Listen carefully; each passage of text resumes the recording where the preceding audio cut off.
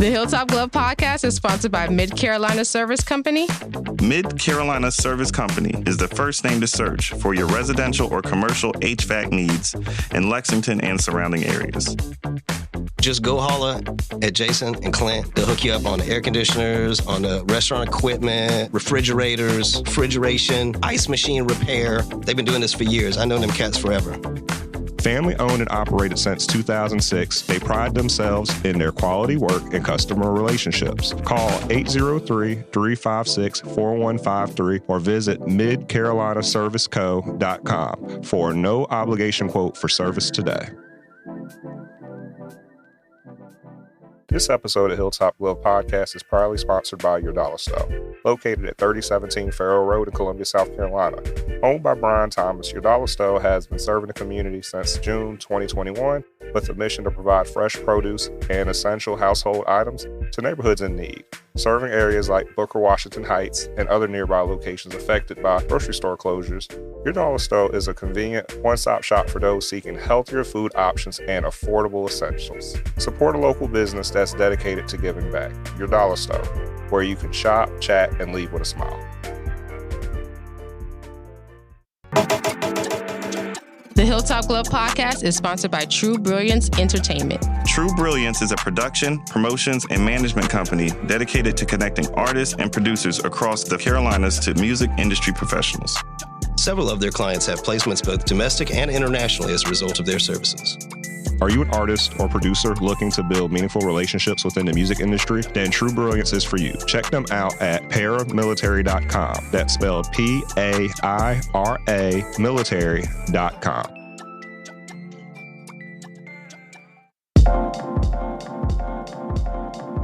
Welcome to the Hilltop Glove Podcast. Welcome to the Hilltop Glove Podcast. Welcome to the Hilltop Glove Podcast. Welcome to the Hilltop Glove Podcast.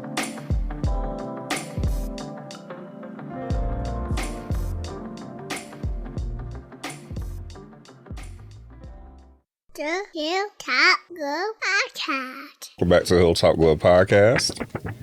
All right, today we are going to be chatting with Ashley Elmore, realtor in Columbia, South Carolina, who is passionate about helping residents find their dream homes. With over 7 years of previous experience in human resources, HR, we also refer to it as, she transitioned into real estate, combining her love for assisting others with her results-driven approach. So you're a top 20% agent. Is that with Keller Williams? That's in our office, in our market center. Awesome. And you're an agent of distinction. So you got to explain to us what that is. Yes. So we had that with Keller Williams, of course, before all the DEI stuff going on in the world. But it just means that we hold ourselves to a higher standard when it comes to working with all different types of people. Cool. Yeah. Excellent. And you're, like I said, you're dedicated to helping clients, particularly us today, and our audience understand the real estate process, and you believe in building generational wealth. Absolutely.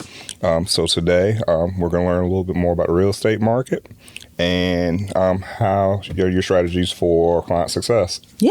How are you doing? What's up? I'm good. How are you? Doing good. Thank you for being here. Thank you for inviting me. This is my first podcast, so I'm excited. Cherry. Okay. So, if the people aren't familiar with you, tell us about your background growing up. What was it like? Growing up, middle class family. I grew up in 803 in Columbia, right in Woodfield Park behind Richard Northeast High School. And then going. So you like right around the corner? Yeah, right around the corner. Now my husband and I, we built a house in Blythewood, but I've lived here all my life. Okay. From elementary on up to graduate school. And my parents, middle class, hardworking people. We still live in the northeast side of Columbia. My family does, and I grew up with my parents telling me I could do anything I want to do and be anything I want to be. I feel like, I'm not saying this because it's me, but I was a good child. I did what my parents told me I needed to do. I was always involved in stuff in high school, from student government to whatever, and the same thing in the college. So real estate was a brand new avenue for me after graduating college. I had gotten a banking job after college. You know, we think we're going to go straight into our dream career, and that didn't happen. So I spent a few years in banking, but wanted an opportunity to earn more income. And anybody that's a realtor is going to lie if they say they didn't get into it for the money at first, because it's a very lucrative career. There's no ceiling on how much you can make. And at the time, my husband was studying. We were engaged. He was studying to get his CPA license. So that is a very rigorous process he went through. And I was like, I got to do more than just go to work and come home. So I had entered a little HR entry-level job. And one of my managers was like, I think you'd be good at real estate. And I was like, I don't want to door knock. I'm not a salesperson. And next thing you know, I was on social media following a young lady who was killing it in another state. And I just DM'd her. I'm like, how do you even do this? What's the first steps? And so she told me, and I basically did that and been in it since 2019. She told you for free, or she charged? She told me for free. She did not charge me. Now, what's her information? But I was like, hey, what's the first step to become a realtor? And she pretty much was like, go to school, interview brokerages, and find you a mentor. And so I did that about a year before I actually went into real estate school. So you said you started real estate 2019. Yes. So what was it like starting in 2019 and then 2020 happening? Oh, man. Well, I was dual career, which means I was working another job and doing real estate. So 2020 was crazy. Of course, you know, we didn't know what COVID was. We went under contract on our personal home in March 2020, not knowing that COVID and the pandemic was going to be what it was going to be. So 2019 was a good year. That was my first year. And so I didn't sell that many homes, but I learned so much. Like, I'm learning based, like hands-on. So I'm under people trying to figure out, you know, the hustle and how to become great at it. In 2020, with the low rates, houses were flying off the market, people having to offer multiple times on different properties, paying over asking. It was a very crazy time. I really want to say up until early 2022, we experienced that chaotic market. So we were all outside trying to get our clients in the houses, and, you know, people had to be ready to go with extra cash, paying over appraised value to just get an opportunity to score a home. It was a crazy time in the housing market.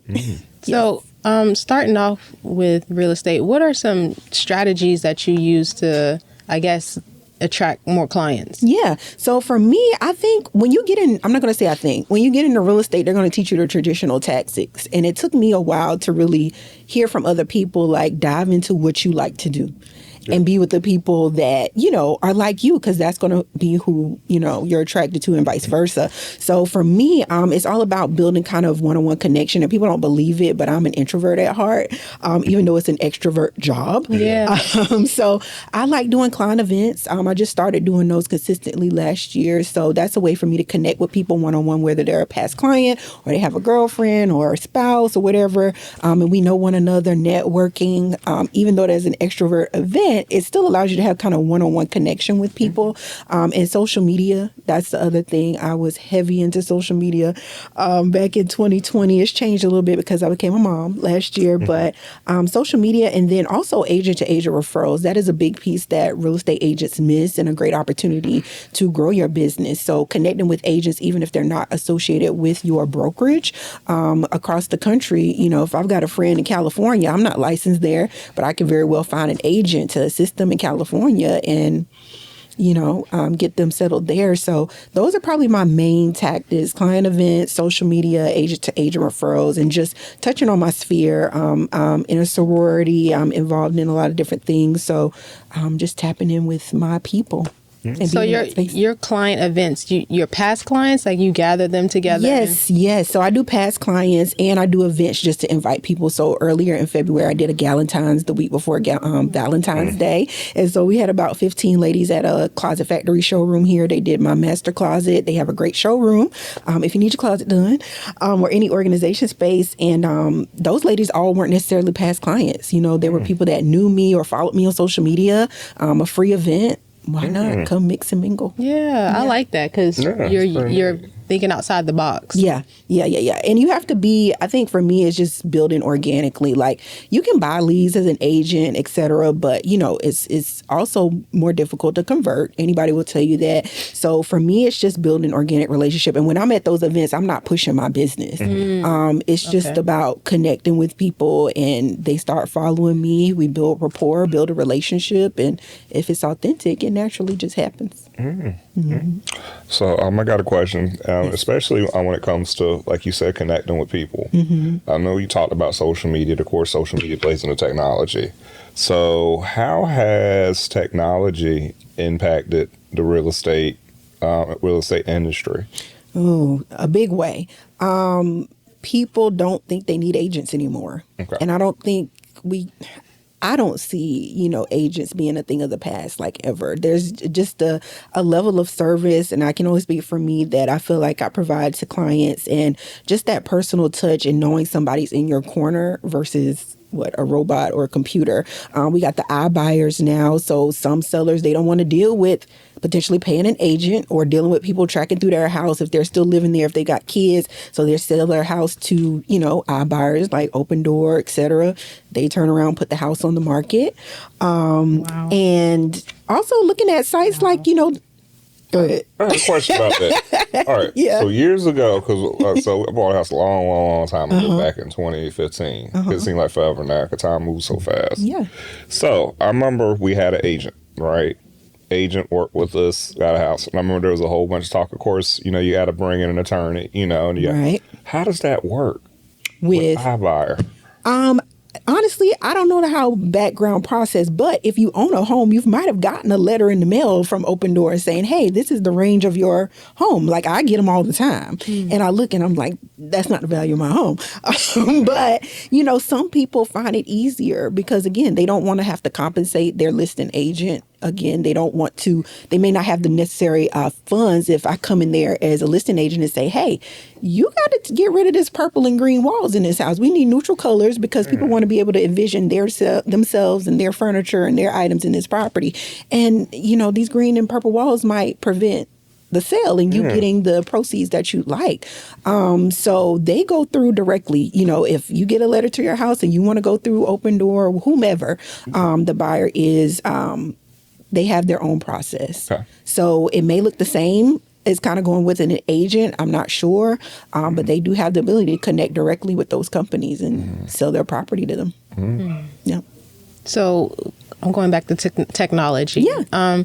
Do you use virtual tours or that option? Yes. So when I market, if I have listings, I do social media reels. I do virtual tours because it's important, because all my buyers are not necessarily in Columbia. Right. I've had a client purchase from Germany and she didn't see her house till the day before we closed. Wow. I've had clients purchase from up north. Some people can't travel back and forth because they have families or whatever it may be, work. So I make sure that I do virtual tours as a part of social media, and it goes out to the major sites when the listing goes live. And if I'm working with buyers, showing them homes, I do virtual as well if they can't attend. But nothing beats being in person. If you have the ability and you're not far, I tell people, because they can very well love a virtual tour, but then say if they're about to close on the house, they come in, they're like, oh, well, I thought the bedroom was bigger than what it really was. Right. So that could be a little bit difficult. But if they're open to it, we'll do it for them. And I was just asking because I know someone that has that Matterport 3D camera. And I'm like, okay, so is that even used here in South Carolina, or is that just a West Coast thing? Yeah, no, like the listing videographers around here do an amazing job. So when my listing photographers and video guys do the tours, it's the Matterport. So they take you through certain ones. You can get the view of the levels of the home, et cetera, too. Right. So yeah, that is an option if you find the right people. Oh, got that right. Do you have any misconceptions about the real estate market that you would like to clear up that you've heard before? Yeah. The main one is being the amount of money down. A lot of people think you have to have 20% down, and that's not true. There's so many products out here that allow you to have no money down. Of course, they'll have eligibility criteria like credit, income, all that good stuff. But, I've had buyers not have a down payment because they've gotten approved for down payment assistance. Now, that doesn't eliminate you possibly having to come out of pocket with any additional closing costs. There's a lot of negotiations that happen with seller concessions, whatever. But you have the ability, depending on what your credit and income looks like, to get in a lower down payment option or no down payment option. Another thing is you don't need an agent. People, for sale by owner is a thing. People try to sell their own homes. And it is statistically known that people, are undervaluing the price of their home and get less than if they use the actual real estate agent. So, people challenge us on our income, right? But it's more than just selling a house. You got to think about, if you're a listing agent, you're listing the house. You're paying for the photos. Usually you're paying for the videos. I pay for cleaning if my clients want somebody to come in and clean, right? There's a lot of upfront costs before we even get paid. And it's not a guarantee we're going to get paid. Wow. So it's frustrating that a lot of people challenge you on that and try to go the route on their own just because they're like, I don't want to pay a real estate agent. That's a thing. And then you got to fight against AI. Oh, I'm yeah. They're like, qualified than AI. Yeah, you can do everything now with AI. So you're fighting against, misinformation on social media, which we know is a huge thing, and then all the AI stuff, technology, etc. Another thing that I wrote down was prices. People have to understand their market where they live. Yeah. Columbia is one of the most affordable cities in South Carolina. That is not super rural, right? Yeah. People have to understand pricing. You go to Charleston, you go to Greenville. Charleston's average price point is like $500,000 plus. Our average price point in the Northeast Columbia is probably under $270,000. Now, to some people, that's going to seem expensive because before the pandemic, you probably could have found a nice home for under $200,000. But that price point is a unicorn now. And if it's a great house under that, everybody's fighting for it. That's pre-approved in that range. So you have to understand pricing for your market. Just because mom got a great deal 20 years ago, that was 20 years ago. Things are much different, as we know, with the economy. And then I guess I would say not having any money to purchase at all. Yeah.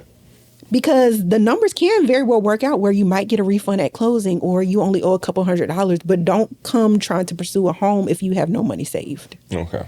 That's just, it's not smart because there is a thing as house poor. You can get a house, but you gotta, I'm sure you want new furniture. You want to be able to afford to cut your lawn. Things happen as a homeowner. So I think those are pretty much the misconceptions I hear a lot. So I do have a question for you. And I've always wondered this. And I guess this is kind of related to misconceptions too. Of course, you got a lot of people who are into house flipping, and stuff like that. So, as I guess when working in real estate, do you work with a lot of buyers who are into flipping houses? Is it more just like is it more residential? More want to move in ready. So usually first time buyers or relocation. Okay. Yep. A lot of my buyers are first-time buyers. They don't have the funds to flip. They may, down the road want to do a little reno here and there, change the cabinet, change the carpet, you know what I'm saying? But not a whole flipping of property. That's more, I've had that experience happen very rarely with certain investors. And even the few investors that I have helped over my career, they kind of want things to kind of be in order a little bit. They're a little bit more, the ones I've worked with at least, have been a little bit more delicate with those situations. They want some place. I just had a young lady purchase a brand new townhome that she's Airbnb-ing, on the other side of town. They want to move in with, minimal work to do or something new where they can just get somebody in it ASAP. And, there are people, of course, that love to flip, like that's their thing. But majority of my clients, they've wanted to touch something already move-in ready. Okay. Yep, whether it's for them or the tenant. Okay. That kind of goes into our next question, move-in ready. Yeah. So what are some key factors that people miss or don't consider when they're moving into their house? Trying to save money with not doing an inspection. I've had that happen a few times, especially with new construction. People think you can't get an inspection with new construction, and you very much can. Okay. You can get it on resale. In the contract, we have what we call a due diligence period. So you have a certain amount of time to get any inspector in there you want. And we recommend at least a home inspection where they go from the foundation of the home to the roof. They're looking at plumbing, electrical, everything, running the water, checking the outlets, all of that. So don't jeopardize you moving into some place and things falling apart because you didn't want to spend $300 to $500 on an inspection. Also, just making sure you understand your daily routine and your life. Like, what is important to you? Do you want to be in a certain school district, even if you don't have kids now? You and a spouse or significant other may want kids in the future. Right. Are you going to move again because now you're looking at schools? Those are things that I think people don't think about. Also, I would say that goes back to inspection, the age of the home, the condition of the home. a home built in 98 could be great, but it could also have older systems still within it and whatnot, you know, and moving in, everything can be fine. We can negotiate with the seller to fix things. They can fix things. And the day you move in, something can break down. So, you know, it's just. So do you like selling old homes? Or do you like selling new homes? Oh, I love selling new construction. Okay. I love selling new construction. Now, I've done a lot of resale. I do feel like there's a little bit more tedious behind the resale end, which I don't mind because you're doing a lot of negotiation with the selling side, especially when it comes to inspections. You know, they got to get quotes on these repair requests that we're sending in and determine if it's worth it for them because they still want to net a certain amount of money on the sale. But new construction, we're dealing directly with the builder. And side note, have your own agent if you're buying new construction. When you're in community, those people represent the builder on site. So, yeah, I would say that. And also, I think I already said schools. Yeah, inspections with move-in ready. Looking at loan options as well. Okay. I tell people when I meet with them, I give them recommendations on my lender partners. And when an agent is doing that, it is illegal for us to get any type of kickback. So if you hear that, your agent is doing something real shady, okay? We're recommending our vendors and our lenders because we already built a relationship with them. Communication, we know they're going to work hard just like us to try to get the deal closed. They have specific programs that might meet your interests, et cetera. But I tell my clients, like any agent should be, that the lender choice is completely up to you. So I tell them, hey, you can even start with your local bank or credit union and see what options they have and then determine which is the route you want to go. Also look at the numbers and see if they make sense. Yeah. Now, I have a question about raising the value of your property. When is a good time to make renovations to your house? Yeah, I would say depending on the age of the home. Again, back to an example, if you bought your home and it was built in 2000 and it looks like that, or 99, you know, aesthetics change. You know, people grow into, you know, there's been a phase with the gray and white cabinets. You know, like I've seen that in a lot of new construction. You know, the next phase may be something different. A lot of people don't like carpet anymore. They want LVP or hardwood flooring throughout their house because people tracking dirt in. Yeah. So, you know, if you got a full carpet home and now you see a lot of that want from people, that might be something you want to look into. And of course, it's an expense you got to be prepared for. But it just depends. When I tell people they're getting their home ready for the market, you need time to do that because we do come in and do a listing appointment. So if you don't have the funds to change carpet or anything like that, of course, you're going to recommend for it to get deep clean, maybe offer a credit on the front end to a potential buyer saying, hey, we know the carpet needs a little help. Here's a couple $1,000. Yeah. We're advertising to give you a credit on getting that repair, you know, when you want to move in. So I think it just depends. The older homes, if you have the funds to update along the way, then I would say do it. So along the way. Yeah, along the way. I mean, some people will do a full renovation on their home. I have a family friend, they're renoing, or they're all doing all the work. It looks great because it was less expensive and they love doing that. But yeah, they're doing everything. Talk about an old home. Have you ever had to sell one of those old homes that still got the old school fake wood paneling? No, I haven't. No, I have not. But I've seen a lot of listings for them. And I'm like, yeah, the right buyer. Yeah. You know, there's a specific buyer for that, or somebody that already has plans to put some money into flipping the property or changing that. But no, I have not personally sold one of those. Okay, I gotta ask. But I would say reno over time, especially if you've been in there for a while. And then it depends too. Do you think you're going to move again? You know, some people buy a house and never move again. Yeah. But I feel like younger people, like millennials I service, we're definitely going to move again. Okay. And I've seen a lot of them. Majority of them want things that are kind of more modern. Yeah. And I've had a few young people that wanted a home that was older, but they already got plans to change carpet, cabinets, paint, all that good stuff. So, yeah. What have you, matter of fact, since we're on millennials, I know like a lot of us are purchasing homes and just jumping out like that. Yeah. So what has been the I guess a shocking moment to you, like a millennial purchasing a home compared to an older person? Haven't done their research. I had a client that found me on social media. She was like, I saw you sold a lot of homes to people that I know. And she already had her lender. She's like, I don't even need to entertain your lenders. I already got my lender. And I'm like, oh. And that same lender, she was so amazing. I asked her to lunch because in our industry, the lenders asking us to lunch because they want, try to get business, whatever. But I asked her to lunch. And I have sent her clients. We have done home buyer seminars together this year because she is just so detailed and communicative. And I appreciated that. With the older generation, I'm sorry, but they think they know everything, and they bought their home 30, 40 years ago. And it's like, hey, it's a whole different world out here right now. To consider. It's a whole different world. And so I think sometimes it's harder for them to trust us, especially younger agents and, and I'm in my 30s, I'm 34, but we deal with that. Oh, I've been in the business 35, 40 years. And it's like, okay, girl. Okay, yeah. Like, don't need the job numbers. Exactly. Exactly. So I think seeing millennials do their research and know what they want, who they want to use, what areas they want to be in, et cetera, is pretty impressive because honestly, I feel like that's something we kind of struggle with because we don't know if we want to be in a certain place long term. We have career goals and things like that. So that's been shocking to me with some of the clients I've dealt with. Like they have all the specifics already. So with that said, do you have like a specific area that you specialize in selling homes in?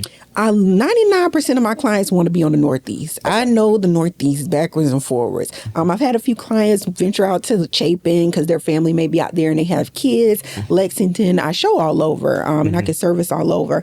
But majority of my clients want to be in the Northeast area of Columbia. Okay. That's where it's at. You took the question right out my head, too. That really was my next question. The Northeast is where it's at. Now, I will say, it frustrates me, especially growing up here. Like I said, I grew up in Woodfield Park. Decker was the spot in the 90s and early, like the mall. We had Target, Red Lobster, Olive Garden, all the things. And now it's a, international corridor. We've lost a lot of businesses on that strip, whatnot. On the other side near where I live, and Blythewood is growing. People love Blythewood. People love the schools out there. That's an area that's really growing. In Elgin, that's an area that's growing. The infrastructure, I feel, is not there yet to support the growth, as I'm sure a lot of Columbia people feel. But those are areas that are growing. But I think people like being over here because their kids are in the schools over here. This is where they work. This is where their friends are. But I've had clients, move all over, but majority of them stay on this side. Yeah, it's like a whole different world over here. It really is. Because I know, because outside of course, with work and then us coming over here to do Hilltop Glove. Yeah. There wouldn't be no other, because I stay over on Irmo side. And it's like, everything is right over there on that end. Yes. And so it's very interesting just seeing that same dynamic. Yeah, and I feel like the Northeast still has so much more opportunity to grow with things. I'm excited to see what they're doing down in the Bull Street district, over there. But I think the Northeast, we deserve some, nice sit-down restaurants. We deserve some non-chain things. Attraction. Some more stores. There's so much opportunity. Sand Hills, I don't know what they got going on. It's a lot of construction and I don't know what that project is about. You know what y'all need? This is what the Northeast needs.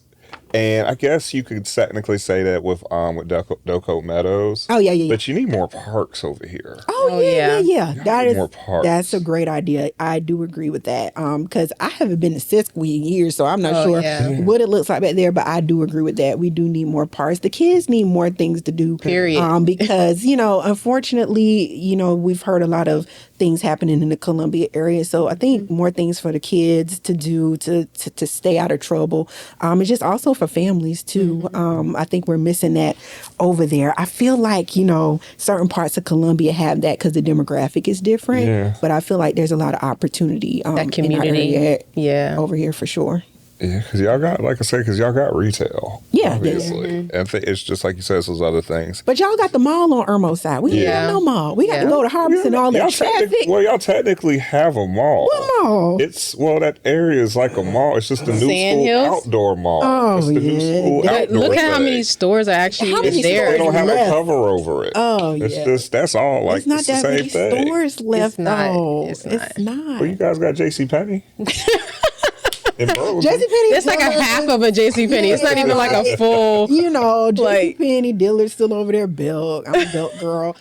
But yeah, we need a mall. It's not enough. It's not enough. Well, y'all gotta figure out what to do with Macy's because Macy's over there. I know. Yeah. I'm surprised Macy's still holding on at Columbia Mall. I'm not gonna lie to you, but that used to be the spot. That must be the foundation of the mall. I remember back to school shopping at JCPenney over there every year and just being in that mall. And being at Red Wing back in the day as a young person, like skate nights and stuff. It's just like when I drive through this side of town, which is kind of rare because I'm in Blythewood and on the other side, it's just like, dang, we just have so much. It's so much nostalgia that just hits you like, oh, I remember when. This is the cool side of town because the thing is, so when my brothers and I moved up here, we stayed over in Lexington. Okay. And of course we went to school over there, but for us, you had Harbison and stuff, but at that time, this was the cool side of town to come to and go hang out at. Like, you got Harvard. It's not the same as what it was when Columbia plays ball and all that was at its peak back in the day. Very different. Just like the era of school. Like, I'm like, man, these kids today have no idea. Like, high school back in 2000, when I graduated, 2009, that era, it was just different. Things are different now, but,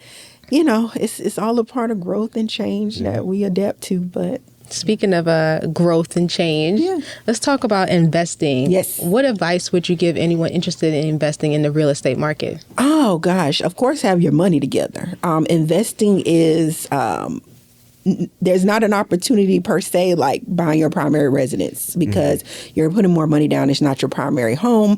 Even though there are some options where your money down could be a little bit less than the normal 20%, being aware of the different programs that exist, figuring out if you want to buy and hold or you want to flip, or you want to build new construction. There's so many different avenues. I also think location, figuring out where investing is, like 29203 zip code is popular for people flipping homes or investing there. Also down by the university, because I mean, that's a gold mine with student housing. And, you know, there's parents that actually buy property for their students, you know, and put them and their friends in there. It's true. And they keep it. You know what I mean? Yeah. It's, I never thought about that. Yeah. People do that. It's crazy, but it's not crazy, but it's just crazy to think about. Right. But it's smart. When you think about, if you have the ability to do that, and I mean, you don't have to sell it once your kids graduate. Right. They might have friends coming behind them. Just let them keep renting it out or pass it on to your kids, you know, as an investment. So that's pretty smart. But figuring out, I think, your plan for investing. You know, I have a goal to be an investor, but I know I don't want to flip. I know I just want to try to buy something, you know, spruce it up a little bit, but I don't want to go into my first project a full gut and all the things. And granted, you don't know when you're buying a property, you know, what to expect behind the walls and things like that. But I think figuring out what you want to do once you invest as well, and being aware that it costs money. It costs money. Also, too, people don't realize in South Carolina there's 2 tax rates. So at investing, you're taxed at 6% versus being at primary residence at 4%. That's a huge difference in your monthly mortgage payment. So being aware that your taxes are going to skyrocket as well. Wow, I did not know that. Yeah.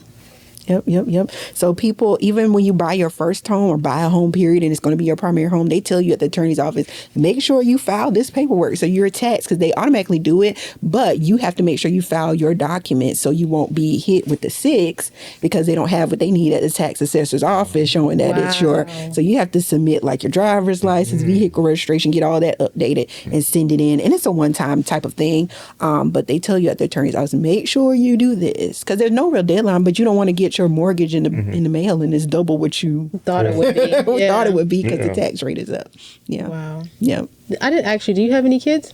I have one. She's about to turn 1 next week. Oh wow! I was about to ask. I was about to ask her what type of real estate tips you give her already. Listen, she's been with me. She's been with me on closings. Listen, she's been with me on closings and showing. Listen, she's probably learning already. She's learning already. She's been to closings. She's been with me to showings, marketing. She's been with me. So she already knows. She's looking a little. Of course, she's only about to be 1, but still, she's around it. So she's like, it's a seller's market out here. Yep, she telling all her friends, tell their parents to buy a house with me. I know that's right. Oh man. So, how do you balance everything that you have going on with work? Oh man, since having my daughter, at first I was like, oh, balance, work-life balance. There's truly no work-life balance. Yep. Okay. But I lived by my calendar before, but I truly live by my calendar now, because she's at an in-home daycare now, so the schedule is a little different. My husband is an accountant, so this time of year is crazy for him being at tax season. But my calendar and, also setting boundaries with my clients. When I have my consultation, I'm like, hey, I'm only available by phone till 7:30. Mm-hmm. And honestly, that's being gracious because once I pick my daughter up from daycare, from 5 to 8 o'clock to bedtime, it is chaotic. Trying to get dinner, wind down, bath time, bedtime. It's crazy. But my calendar is the most important thing for us. And then communicating, of course, with my husband because we're using each other's calendar. Like, okay, Charlie got an appointment this day. I got a showing this day. Just like today, I had to plan for my daughter to be with my mom because my husband had to go into work for a bit. So, it's a lot. But I try to show certain parts of the day. If I can show before I have to pick up my daughter, that's great. On the weekends, of course, that's when people are more available. So I let them know, hey, I'm available for showings, or I'll get another agent from my office to help me if I'm out of town or if my daughter's sick, if I'm sick, whatever. And I do let them know that up front just so, they won't be caught off guard if somebody else is at the house. They're wanting to look at it and it's not me. So I think in this business, you have to set boundaries because clients will text you at 9, 10 o'clock and you can get in the habit of responding even on email.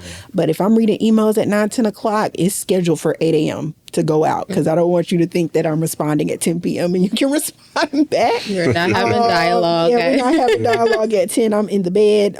But that's pretty much calendar, high communication, and just knowing what I'm doing throughout the day. Of course, for us to get business, we have to lead generate. So I have a dedicated time on my calendar every day of 2 hours to just lead generate during that time every single day. Actually, I got a question for you. Yeah. And I always want to ask someone in real estate this. So, what do you think about HGTV? Like before you were a realtor and then after you were a realtor. I love HGTV. I don't watch it as much now because I'm not a huge TV person right now. I have my favorite shows. Watch Hulu. Watch Paradise if you haven't. Little plug. Yeah. But HGTV, I feel like people have to realize that it's not always reality. But I do feel like there are good shows. Like I follow Egypt, and I haven't really watched her show, Egypt Sherrod. I think she's based in Georgia. Her and her husband have a show. And, a lot of the shows about renovating homes and things like that. But then, too, I've seen a lot of clips on social media where people make fun of like, oh, it's a stay-at-home mom and the dad is an entrepreneur making $50,000 a year and their budget is $2 million. It's like, really? Is their budget really $2 million? So that's an extreme example. But I think people have, challenged that aspect is is that really like an affordable house for a couple with this type of job and this type of income?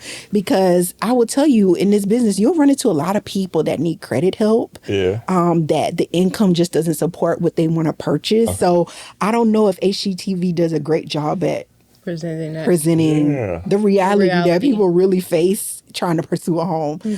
But I think that's the biggest thing. I don't mind it now because I do love seeing people get their homes renovated and it looks like a brand new place even from the outside. So I enjoy that part of it. And I think from investor, aspect, they may enjoy looking at that part of it too. But I think the hard part is the people, and if that perception of this family of 4 buying this $1 million home, like, is that really realistic for what you do?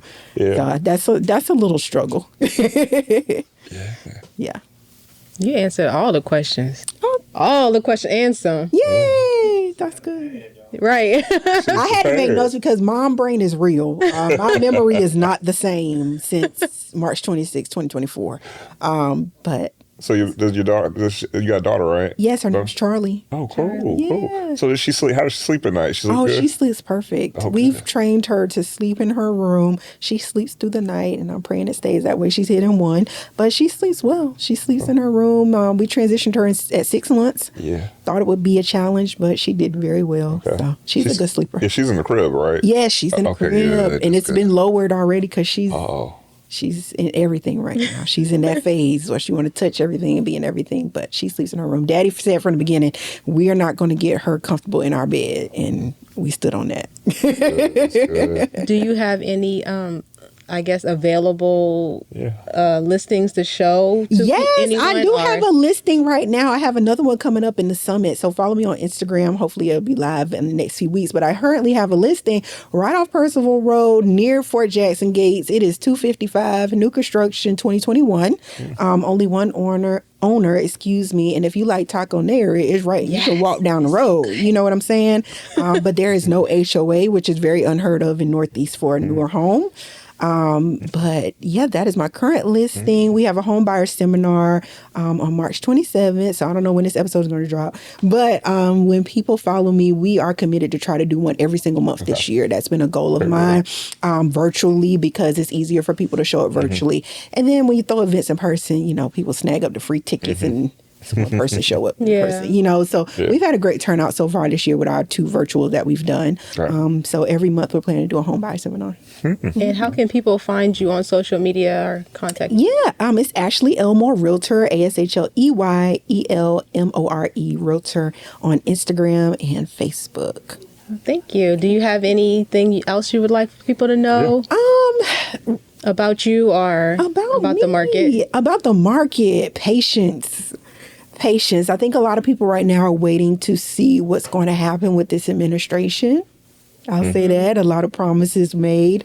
But are they going to be kept? You know, what is that going to look like for pricing of homes? I've gotten that objection a lot. So, but I will say, if you have a goal of buying or selling and you've been sitting on it because you're waiting for the perfect time, there's no perfect time. If you got your money saved up and you're ready to go, just do it. Like, don't let people talk you out of doing something, especially if they're not going to be involved in the bills. Like, that is number one. It's a lot of opinions when people are buying homes and they're not even helping purchase the home.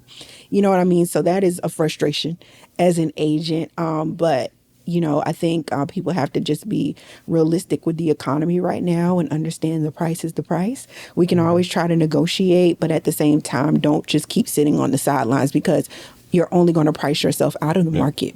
We've seen it over the past 5 years since COVID. I mean, houses pricing are going up, and then with things with the tariffs, you know, that's probably going to affect, not probably, materials are going to be affected, which is going to be reflected on the side of builders building, which is going to be reflected in the price. Wow. That's something to think about. Domino effect. Domino effect. So with the housing prices, right? Because it's like prices always going up. Yeah. And so you're 34 now, right? Of course, you're probably, it seems like you're going to be working in real estate for a while. Yeah. Do you see yourself at some point in your career that you're the same houses that you're selling now in Northeast Columbia for like $250,000? You're going to be selling that same house one day for like $700,000? Oh yeah, the price is going to go up. 2020, we purchased our home for $219,000.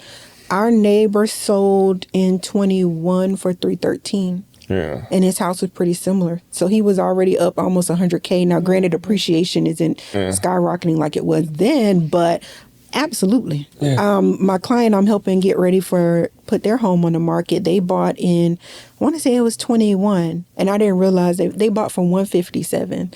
We're about to put their house on the market for like 230. So the appreciation is there if you're in the right area, and people have to realize that too. Like, your house is not going to skyrocket in value necessarily, but it depends on what's around you, what's coming around. Right. Your appreciation may look different versus somebody else in a neighborhood that people really want to be in, and development is really coming. Like, for those people in Blythewood area in Elgin, I mean, they're putting Publix on the corner over by Wood Creek Farms. There's going to be a Food Lion further down the two-notch end of like where Sand Hills is. There's a lot of growth and new construction happening around there. Oh, then you got Scout too. Yes, Scout is a huge project that is coming. I just went to a Realtors breakfast the other day, and they were talking about the Scout project and the jobs and what it's going to do to infrastructure, and schools, you know, because schools may get more crowded. People are moving into the area to work at Scout. So, zoning is important. Zoning is important. I mean, I asked them at the breakfast, I was like, is choice going to change? Because, of course, as a new parent, I'm trying to learn what I can about the schools. And right now, parents can send their kids to any school in Richland, too, through the choice program. But a lot of people I've been hearing are sending their kids to specific schools, which are now their capacity is getting higher and higher. So it's like, But they said it's going to be a long-term thing. So I'm just interested to see. I'm sure more schools will come. But we got to get the roads right first. Yeah. First and foremost, South Carolina. For all the projects that are coming. Oh, yeah. Hardscrabble is number one. I don't know what's going on between that strip by Ridgeview High School and McDonald's, but it's been a long time. And the people are tired, but yeah. Well, thank you. You're this welcome. was a good episode. Thank you guys for having me. I appreciate it. Anytime. Yeah.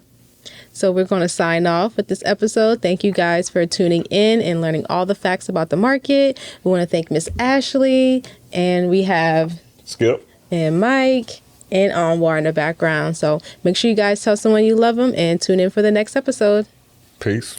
The Hilltop Girl Podcast.